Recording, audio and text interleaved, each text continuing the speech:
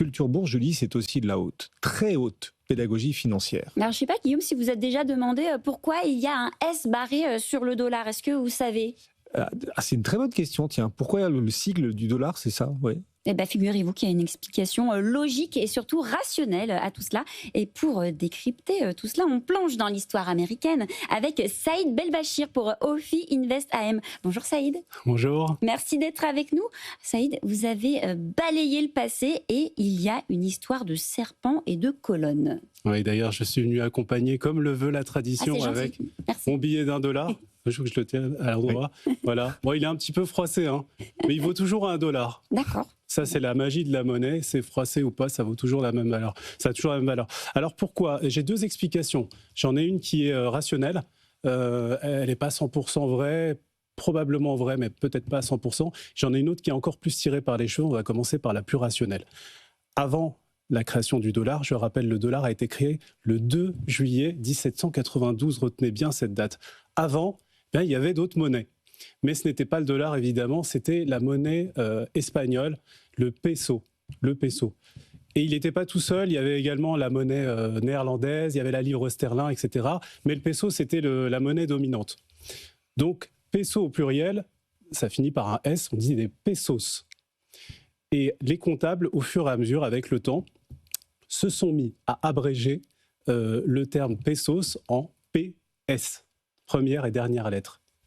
Et au fil du temps, ce sont des flemmards, hein, ils ont continué à abréger encore un peu plus et ils ont fini par superposer le P et le S.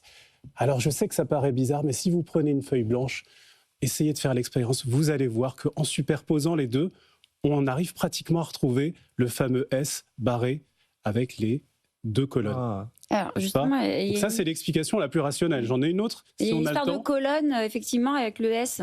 Alors, les colonnes, c'est quoi? Ça vient de la mythologie grecque. En fait, Hercule avait installé au niveau du détroit de Gibraltar ces deux colonnes, on appelle les colonnes d'Hercule, qui étaient censées matérialiser la fin du monde tel qu'on le connaît. Donc, les Romains pensaient qu'après Gibraltar, il n'y avait plus rien. Sauf que les Espagnols ont mis fin à ce mythe en traversant l'Atlantique et en découvrant qu'il y a un autre monde derrière. Et donc, ces deux colonnes d'Hercule, on les trouve sur les pièces espagnoles, pour le coup, bien avant le peso, c'était le real espagnol, qui est la monnaie royale en Espagne, qui était frappée par ces deux colonnes d'Hercule. Et entre les deux, un petit ruban. Et donc, ce petit ruban fait penser singulièrement au sigle dont on parle depuis tout à l'heure. Un serpent, non? Alors, effectivement, ça, c'est des théories aussi qui sont encore un peu plus, qui tiennent de la légende urbaine.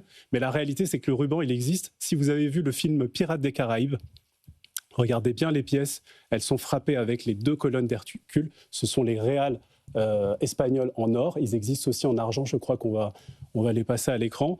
Et on voit très bien ces deux colonnes d'Hercule avec le fameux ruban sur lequel il y a la devise. La devise espagnole, c'est quoi? C'est plus ultra. Ça veut dire qu'au-delà, il y a quelque chose. La devise romaine, c'était non plus ultra. Ça veut dire au-delà, il n'y a plus rien. Génial. Merci beaucoup Saïd Belbachir pour Ofi Invest AM.